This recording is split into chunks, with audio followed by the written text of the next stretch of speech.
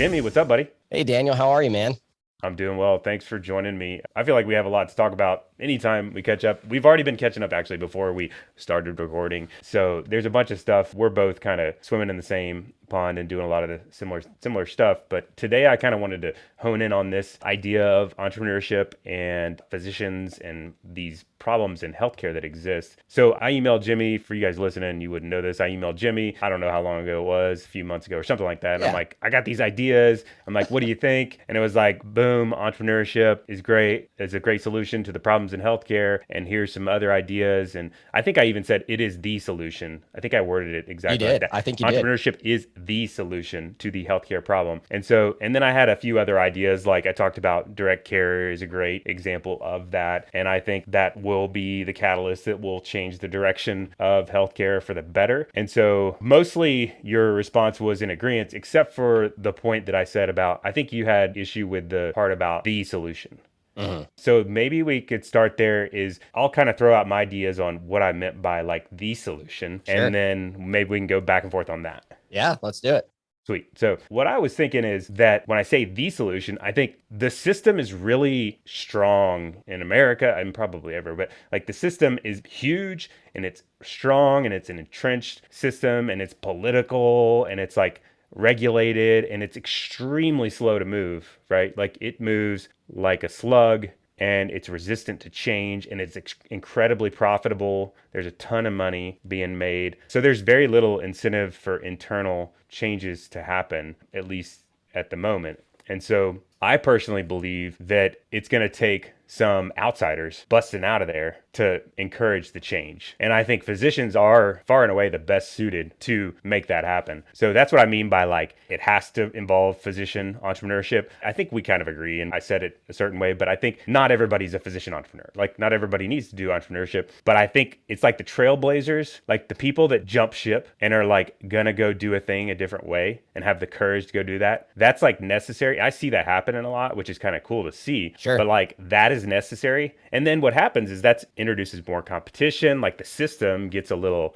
nervous. They start to see competitors. They start to change their ways. That's my take on it. But I'm curious now that I've said that, what are your thoughts? Yeah, so I guess what I would do to start is, when we talk about the problem in the system, so the way that I frame this, the framework that I use, because anytime that this concept's introduced to someone that's a medical professional, there's two terms that come out. One is moral injury. The other one is burnout. And so I think it's important just to carve out a piece for a second just to describe what quote unquote the problem is. And so for me, burnout is that classic triad that Freudenberger described, the three different pillars. And a lot of the doctors that have taken the Maslow burnout inventory are familiar with this, right? But it's really the idea of emotional exhaustion in terms of apathy, lack of accomplishment, despite having a massive amount of accomplishment. I always find that one really interesting among doctors. They're like, yeah, I just feel like I haven't accomplished much. It's like, you are a doctor. Come on. But it happens. And, that's imposter syndrome. That's what we call that. And then depersonalization, right? We start treating patients and even colleagues and other things in our life, kind of like inanimate objects, like we depersonalize them. And so a lot of people say, oh, well, it's not really called burnout because burnout implies it's the doctor's fault or the nurse's fault or the medical professional's fault. And I would say that actually, I think the burnout is actually a pretty apt description. That is the phenomenon that happens within the individual. But the cause of it is systemic moral injury, right? So moral injury being that you work in a system, you know how to help people, you know what to do, you're educated, knowledgeable, and experienced enough to do it, but that big bad medical system doesn't let you do so, right? And so for me, I think it's a false dichotomy that people make when they say it's either burnout or multiple moral injury. So it's an either or fallacy is another way to call that. And I think it's both. I think it's a both and. Moral injury exists at the systemic level that causes the individual phenomenon of burnout in the medical professional on the front line. And so when we talk about the problem as in medicine and doctors not being able to sort their way through it and have a lot of say, the question kind of becomes, and I talk about this in my book, Determined, that the three things that doctors have to have in order to love their job, to feel intrinsically motivated, to feel engaged, is autonomy. They need control over their personal life and how they work. They need belonging. In other words, they need to feel like they're valued and important and, a member of a team that's accomplishing a bigger purpose. And then they need to be good at what they do. They need to be competent. And so I call that the ABCs of self-determination. It comes from DC and Ryan's work on self-determination theory. And that is the antithesis of burnout. So that's what a healthy, functioning doctor or medical professional would look like, is having those ABCs. Burnout is on the other end of the spectrum, right? Where you lack Mm. those things. And that's what causes the emotional exhaustion, the lack of accomplishment feelings, and the depersonalization. And so starting there, if that's the problem, the question, right, that you're asking is, how do we solve it? What do we do? What's the solution? And I think it's some interesting points that you point out. It is a really slow, big machine that it's hard to move the needle on from a systemic level. And I guess I would argue that there are some big picture motivators for institutions that I just don't think that they have a great ability to grasp, which is that anytime you lose a doctor, for example, from an institution, it costs 2 to 3 times their income to replace them, right? So you're talking about a $300,000 anesthesiologist going to cost about $1 million to replace them. $1 million neurosurgeon is going to cost $3 million to replace them. So there's very real costs that happen at the institutional level when doctors leave, but that's a lot tougher for an administrator who loves metrics to measure than it is for that person on the front line who very palpably feels all the problems. And so for a long time on The Physician Philosopher, my tagline was fighting burnout with financial independence. And so you and I definitely agree to some extent that like doctors finding that financial freedom, whether that's through entrepreneurship, a side gig, or doing their due diligence and saving up until they have the chance to have that financial freedom, whatever their method is, that does provide some ability for doctors to have that courage that you spoke of, to jump ship, to change, to really stand up for what needs to happen in medicine. And so I think that's how I would kind of paint things. Is that's the bigger problem. The autonomy piece that doctors need can come from financial freedom. And then that autonomy allows them to stand up and hopefully make a change, or to find their financial freedom from direct primary care, or from some other source that's outside of the quote unquote system. Yeah, I think the problem with the financial independence, and I agree that that's freedom from problem XYZ, whatever it is. And for this context, it's like the burnout slash moral injury. But the problem with that is oftentimes pulls people out of the system that are the best, like the smartest, best, the most disciplined, are the most likely, I would argue, to become financially independent the fastest. So to me, I want that person to be my physician, and they're leaving. So that's a problem for the system, at least, is that those people, I work with them regularly one-on-one. Like, we're helping people, like literally we're helping families get financial independence as fast as possible to bust out of the system so that they can be free from it every day. I mean, it feels like an everyday conversation. Yeah. But like as a patient, I'm like, what the heck? This is kind of nuts. Gonna be bad. Because who's going to do the healthcare? And so I think when I look at this problem, I'm kind of looking at it from a bigger picture, like macroeconomic. Yeah. Like, what are we going to do about the bigger problem? And I think these trailblazing entrepreneurs that are staying in the realm of healthcare are the ones that are going to make a difference. The other thing about moral injury you mentioned, I think you got to look at both of them collectively, because burnout and moral injury, I think moral injury gets more into like this values conflict. We were talking about this before we started recording. Sure. Like the whole idea, most physicians I work with, if I push them on this, they're like, yes, I truly believe that spending time with my patients is probably one of the biggest factors, especially primary care. Like time is a pretty important thing that they would typically agree that is necessary in order to deliver the quality care that they know they can do, that they're trained to do, that they're experts in. And this is just an example of this. The system is like squashing time out of them to where they have very little time per patient. The number of patients they have, it's just impossible to deliver that level of care. And so it's conflicting with their values. It's causing them to have trouble performing on what they would say is most important to them in their view of ideal healthcare. And I think when you have like a values conflict, that's a little bit of a bigger problem, I think. Like that's non-negotiable. Once people realize that, I think it becomes a non-negotiable. A lot of people don't realize that's happening. But my personal belief, I had this values conflict when I used to work in, we talked about this too before we recorded. I used to work in like the salesy car salesman side of the industry in finances, where I was selling insurances and calling myself an advisor, and I played the game. And so I had my justification and felt good about it and agreed that I did the best for the clients. But I had kind of an eye-opening sort of experience where I realized, actually, I'm not. Like, this is not the best for clients, and it's in conflict with my values. And so once I realized that, I was out fast. Like I was out as fast as I could be, because it's not worth doing something that's in conflict with your values. So I'm curious if we could kind of dig into that a little more. Like this whole values conflict, is this really as big of a conflict as I'm acting like it is? Or yeah, I would say that it is, from coaching a bunch of doctors through career transitions. Yeah, I mean, it absolutely is. And I think that the conflicts, and I think it's interesting, right? Because this conversation, it's a bit of a push and pull, yin and yang. Like they are related things, right? the systemic phenomenon impacts the individual doctor then impacts the system where you have less doctors who are helping take care of patients. So like these things are so just intertwined and related that it's almost hard to separate them. Yeah. Because like, for example, like the values conversation, right? There's kind of two different value conflicts that I would say I hear people talk about. One is from the professional side where they're like, yeah, the hospital wants me to see patients in 15 minutes, but I really feel like I need to spend 30 to 45. I've had a client before that did that, primary care, doc, sports medicine. And yeah, they wanted to see patients in 15 minutes. And they're like, you know what? I really like, I need longer time to do that. I want to help people with their health span and living longer and preventing disease, not just treating it when it comes up. And like, that was really their vision. And for them, they felt like they really needed 45 minutes to an hour per patient to do that well. And so they're thinking about taking a step back from the traditional system in an academic hospital and going to a DPC model that allows them to do that. Now the patients have to pay cash, right, to be involved in that model. And so you kind of have to wonder like, oh, is this another systems issue, right? Like, are we limiting this to only people that can afford the care? And so like, it brings up a whole slew of issues. But then there's also the personal side, right? Where I hear doctors saying like, hey, they really want me to spend X amount of time at the hospital in terms of spending more hours there to get more cases done or what have you, or pick up more shifts. And there's that tension between the values of being a partner or a parent and being a physician. And so like there's this constant, like, what are your values and what are you going to place as a priority?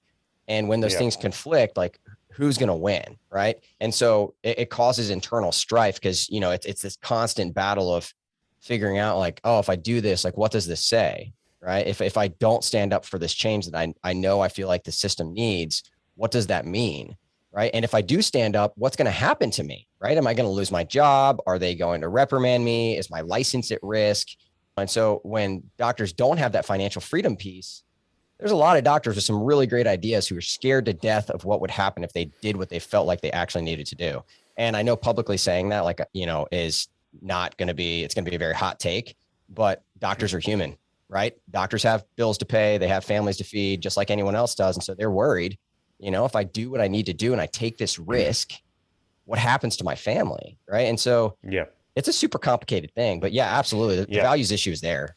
Well, I remember a time in my life where I was selling whole life insurance to pay for my health insurance for the family. And I knew of older guys that had kids already. I didn't have kids at the time, fortunately, but it's like I knew older guys that had kids at home and they're selling whole life insurance to residents. This is the extreme example, but like selling whole life insurance to residents that can't afford it. It's a garbage product to basically be able to pay for health insurance and earn a living to feed the family. Like, talk about a values conflict. Like, but I'm seeing like hints of that in healthcare, and it reminds me back in the day of this whole thing. It's like this guy also might have bought a little too much of a house. He drives a fancy car potentially, maybe not, but like he's kind of put himself in the spot of having to keep up with this lifestyle. It's not like usually they're eating ramen noodles. Yeah. So there's a little bit of like, well, you know, I always find this an interesting discussion, right? Because, you know, whether it comes to financial advisors, you know, our insurance agents selling whole life products, which, you know, I also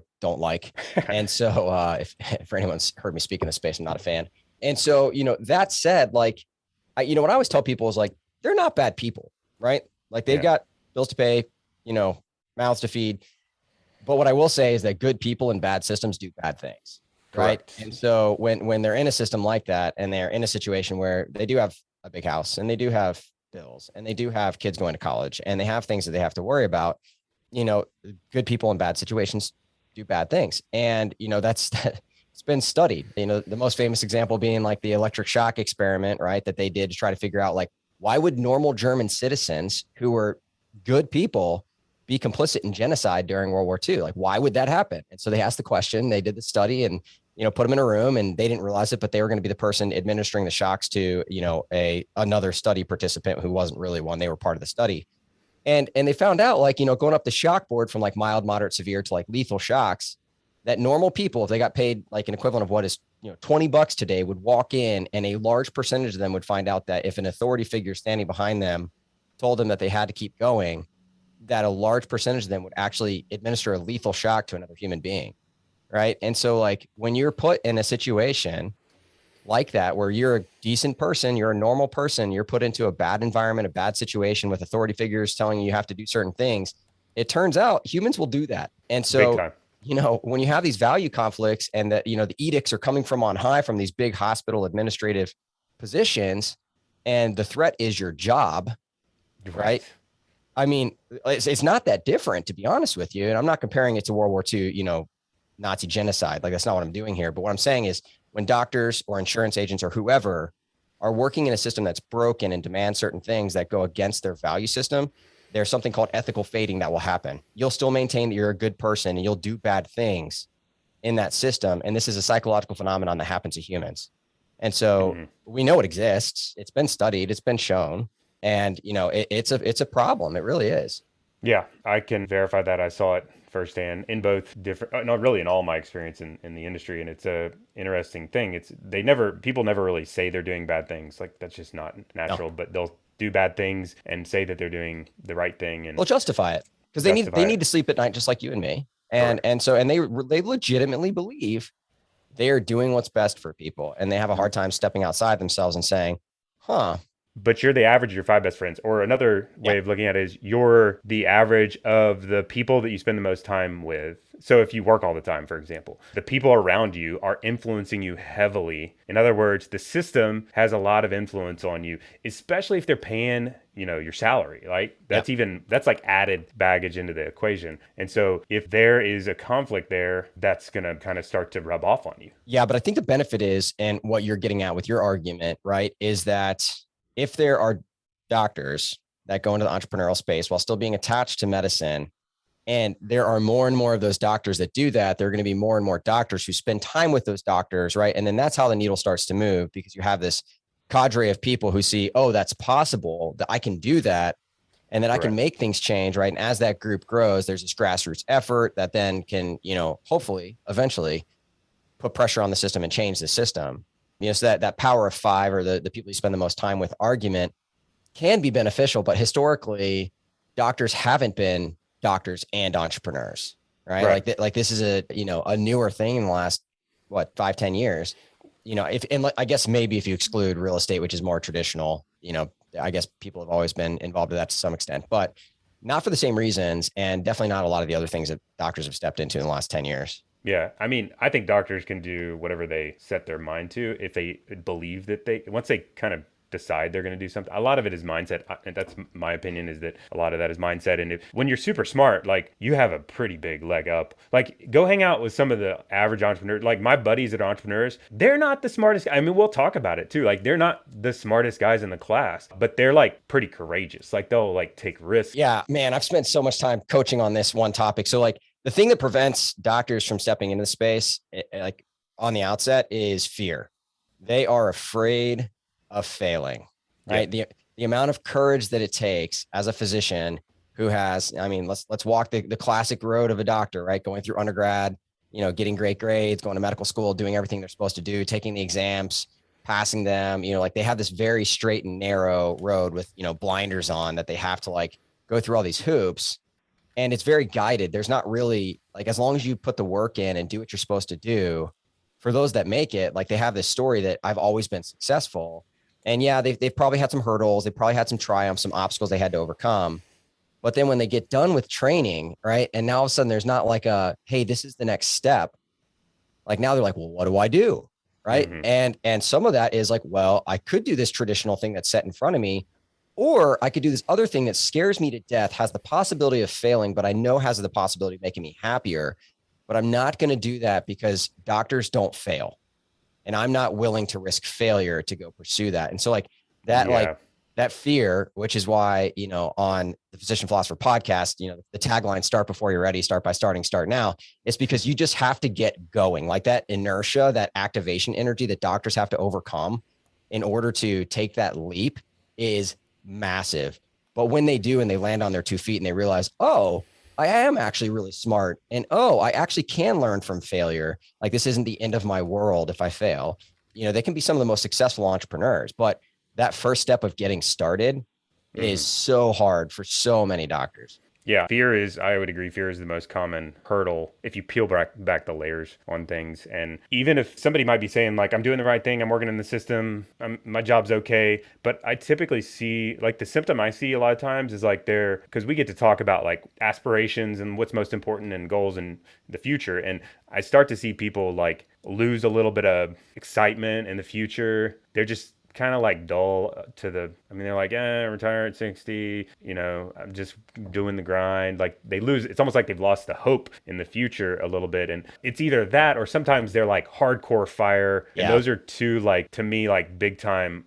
It used to be that I was just like, that's just some scenarios that come up. But like nowadays, I'm like, those are triggers to like, there's some underlying There's issues some problems. around that are brewing. And I think a lot of times it's typically this thing we're talking about, like these Yeah. conflicts with the system. And so my argument for those people, if I can get them to get to that point where they realize that, because that's a big thing, is awareness. You got to realize that that's Yeah. actually happening in Yeah. yourself. But like if you can get to that point, then it's like, okay, typically what we find is like, because the question is like, well, why don't you just leave the job, or why don't you just go do a different flavor of medicine or something like that eliminates some of these problems? Because I have seen people do that and it works really well, and those issues kind of fade. It's like the hardcore fire guys are like, all of a sudden they find a good fit and they're like, I could see myself retiring at 65. This is so interesting, right? And I completely agree. I've seen the same two groups of people, and the goal is exactly what you just described, right? I want to be living a life that I like right now, right? And so for me, like I found that balance. I do anesthesia 2 days a week, right? I co-found a startup the other 3 days of the week. And for me, like I love what I do. Like I love my life now. I've got balance. I get to coach my kids' soccer teams. Like, I figured out the scenario for me. But when I was full-time medicine, right? So I'm 0.75 in FTE, which is crazy math, but I am. And so, when I was full-time medicine, man, I burned out hard. And then when I tried to go to entrepreneurship and, burn the candle at both ends, to be honest with you, I burned out hard. And so for me, it was like, okay, how much of each of these things do I need to have the life that I want? But when I was on either end of the spectrum, where I was like, oh, I'm just in the grind, I just got to put the time in, I'm not gonna be able to enjoy my life fully until like I get to that number. Like that's a miserable existence. And then when I went to the other side and I was like, you know what, I'm just going to crush things and be an entrepreneur and build this business on the side while I'm making full-time money as an anesthesiologist. I'm going to get to fire as quick as I can. Ultimately, that ended up being an arrival fallacy. I was like, oh, when I get to that spot, things are going to be better. I'm going to be happier. And so, and that doesn't happen. And if you're on that journey and you're telling yourself that, once I get to that number as quickly as I can, that's when I'm going to be happy. It's not true. You're going to get there and you're going to be so disappointed that you wasted all this time crushing yourself to get to that number faster. Yeah.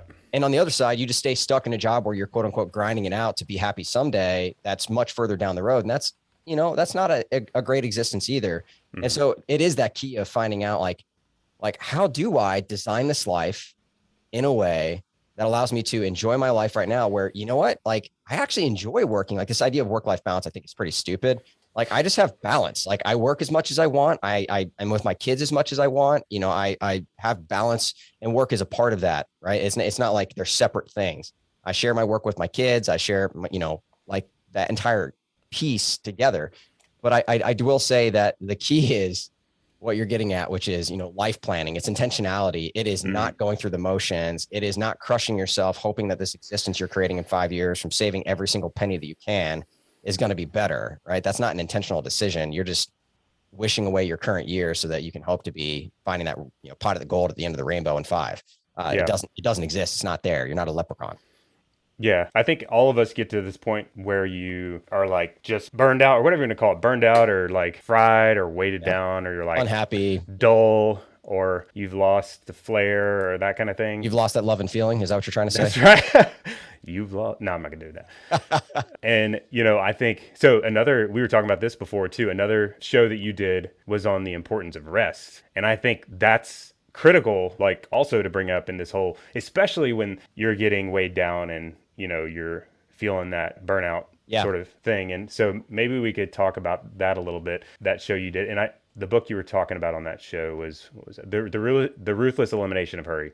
Yeah, which is a great book. I love it. First of all, but you kind of honed in on this particular area of rest and talked about a Bible verse. One of the things that Jesus said, and I'm gonna like paraphrase it in like my like sort of wording because Sure. I'm not a Bible scholar by any means, but basically the verse is like, come to me all that are, we'll say burned out. Come to me Yeah. all that are burned out, and I'll give you rest. Hitch your wagon to me. I'm gentle and humble, and you will find rest for your souls. My way is easy and my burden is light. So I think if you, well, I mean, this is getting into beliefs, and that's a big topic in itself, but like I know some of you guys listening are Christians, and if you are a Christian, like you, this is a big deal, like what Jesus said. And what he's saying is like, if you're burdened, like what's the problem? Like you got your wagon hitched to the wrong thing normally. Because what I do when I'm burdened, my typical response, I'm like, things getting tough. Usually what I do, I'm like, I'm gonna figure it out. I'm gonna tighten my bootstraps. I'm gonna work harder, or I'm gonna, like, it's all, so it's a bunch of eyes, Yep. which is pride normally. Like the pride bubbles up in me, and I'm like, I'm gonna knock this thing out of the park. I'm gonna work through it, and then this, it's a cycle, and eventually I screw it up again, and then, but it's hard to kind of follow this model, right? I mean, that's not easy. Yeah. Yeah, no, I agree. And it's, what I'll say, Daniel, and what I kind of mention when I have this conversation is like this idea of rest. Like, I'm a believer, I'm Christian. That's my family and I go to church and very much are believers. But this idea of rest is actually prevalent. So I'm a philosophy major. I love thinking about other world religions and having conversations with people that have very different belief systems than me. And considering those ideas, like, I've got a, very open mind and love having conversations with people that are atheist or are, Buddhist or Jewish or Muslim, and so this idea of rest is, in the Judeo-Christian faith, it's in the Buddhist faith, it's in, the Muslim faith, it is in humanism. I mean, this thing's been studied just in psychological literature outside of religion. And it turns out that rest is a really good thing for us. Unfortunately, it's also something that's really hard. And the reason why is because, there are people out there, and I'll say, and interestingly, I kind of forgot this is one of the topics we're going to talk about today. I literally still to this day have this thing taped up in my bed or in my closet. That's like the 5 rules to a successful day. And that those rules came from a time in my life where I was crushing myself as an entrepreneur. I was still practicing medicine. And so I had to give myself permission to rest. And so those 5 rules were basically, I need to do something to be active, exercise. I need to spend time with my kids. I need to do something to make Kristen, my wife, happy. And then like one of my rules was literally do something just to enjoy it for the sake of enjoying it. Like I had to remind myself that that was an okay thing to do.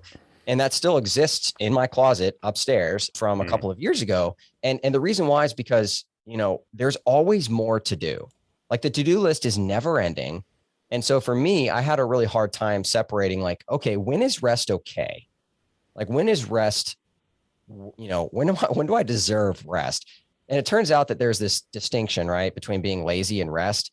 And for humans, for whatever reason, like we have to put work in and then we feel like we deserve rest. But if we do the same exact activities, but we haven't, quote unquote, worked, many of us will think, oh, that's lazy. I should be working. And then we basically just make ourselves feel shameful.